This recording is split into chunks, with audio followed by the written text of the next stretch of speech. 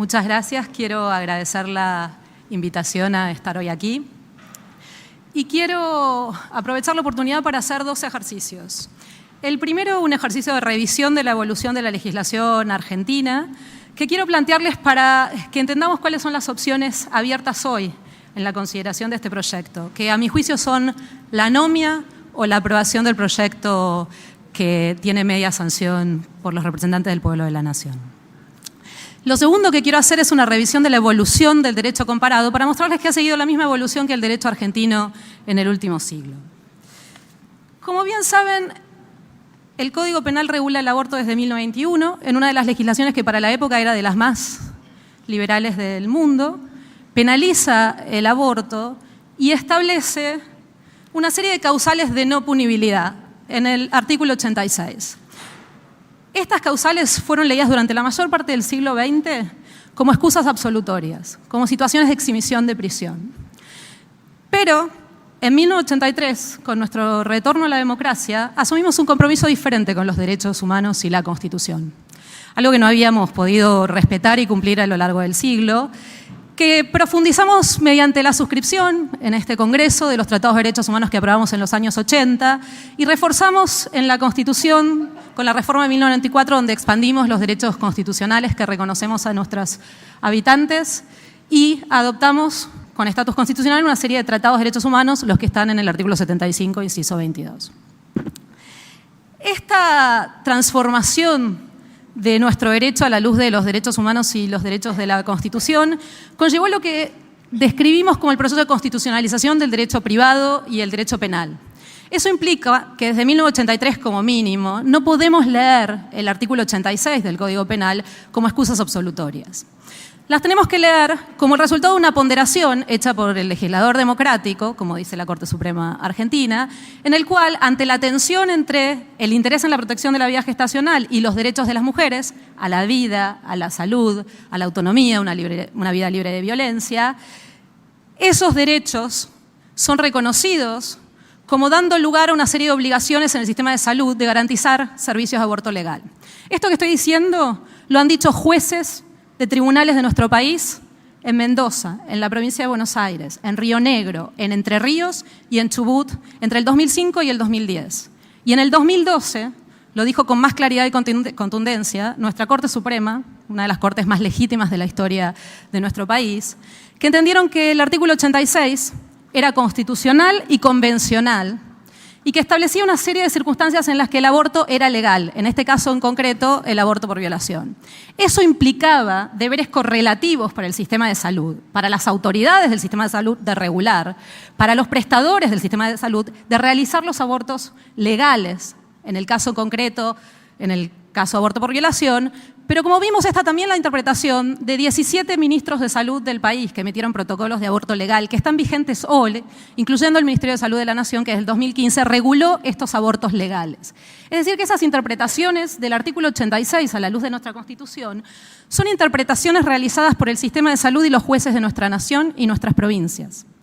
Es la normativa vigente. Sin embargo, quizás por el tabú que tuvimos hasta hace muy poco en hablar de este tema, quizás porque no entendemos bien cómo funciona una democracia constitucional comprometida con los derechos en la Constitución y los tratados de derechos humanos, quizás porque no estábamos de acuerdo con el resultado de esta interpretación. No entendimos bien que estas reglas y derechos generaban deberes para el sistema de salud. Y si lo entendimos, nos manejamos con mucha ambivalencia y arbitrariedad. Nos manejamos como típicamente solemos hacerlo en un país anómico, como decía Carlos Nino. Nos manejamos como un país al margen de la ley, al margen de la Constitución en este caso, y al margen de los discursos de nuestros jueces supremos y provinciales. Y no montamos los servicios de aborto legal de forma universal y generalizada en todos los sistemas de salud, en los 24 sistemas de salud provinciales y en todos los subsistemas contributivos, las obras sociales y las empresas de medicina prepaga. Hicimos algo muy típico de ese relativismo con el que manejamos las obligaciones que surgen de las leyes que suscriben ustedes mismos, pero que tanto nos cuesta implementar y generalizar en todos los sistemas, en este caso de salud del país. ¿Qué quiere decir eso? Que no nos comprometimos seriamente con regular en las 24 provincias o jurisdicciones. Solo 17 tienen protocolos. Hay otras que todavía no regulan, qué es lo que debemos hacer frente a estos deberes de prestación de los abortos legales. No diseñamos un registro de los abortos legales, no tenemos cifras nacionales de todos los abortos que se vienen haciendo del 2012 o de antes, conforme las sentencias de cortes provinciales. No reformamos el plan médico obligatorio, ni las reglas de cobertura de las obras sociales para exigir que estos abortos se hicieran. En algunos casos se hacían, en otros no. No hicimos las campañas de información para que la población entendiera que ahora el artículo 86 se regía por la Constitución y los tratados de derechos humanos según lo que decía la Corte Suprema de Justicia de la Nación. A diferencia con otros fallos, como el fallo Clarín, no salimos al día siguiente a cumplirlo, ni en el gobierno anterior, ni en este, ni en las jurisdicciones provinciales, ni en la ciudad de Buenos Aires. Entonces, cuando empezamos este debate en marzo de este año, lo que enfrentaban eran al menos 3 o 4 opciones. Los que pretenden defender las dos vidas deberían, para poder hacerlo según las normas vigentes, haber presentado un proyecto para derogar el artículo 86. Y no lo hicieron. Deberían haber presentado un proyecto para derogar las causales salud y violación, si solo pensaban además sostener lo que era imposible sostener como excusas absolutorias a la luz de la Constitución que tenemos hoy, pero tampoco lo hicieron. Y lo que terminaron defendiendo con un dictamen que rechaza un proyecto de legalización es esa anomia, es ese país al margen de la ley y de la Constitución. Es ese país en el que las mujeres no saben si el aborto es legal o no, no saben si van a un hospital y van a encontrar servicios o no, si depende de la persona y la interpretación del profesional de la salud. Entonces, lo que tenemos hoy como opción realmente es la opción entre la persistencia de esa anomia, seguir faltándonos el respeto como ciudadanos y ciudadanas respecto de lo que consideramos que es la ley y su valor de obligatoriedad, o aprobar un proyecto que moderniza la legislación, como quiero mostrarles, hicieron la mayor parte de las democracias centrales y están haciendo los países de América Latina en las últimas 2 décadas, o 4 o 5 si vamos a los países centrales.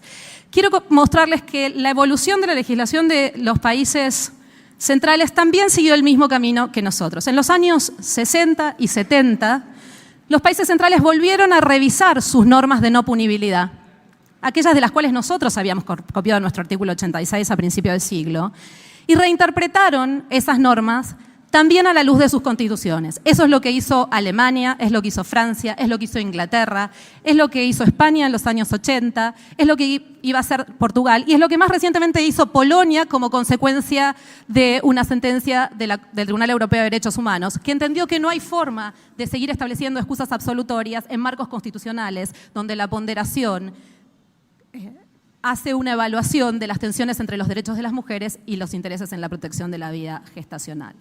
Esa evolución llevó a los países que les mencionaba en los años 70 a adoptar sistemas de no punibilidad que reconocían derechos al aborto en las causales previstas en la legislación y exigían la provisión de servicios de salud en esos abortos. Esos mismos países que les mencioné, Alemania, Francia, España, en la última década pasaron a adoptar una regulación como la que tenemos hoy a consideración de este Congreso. Quiere que tenía un mapa con los países y no tengo el pregunta, PowerPoint. Senador.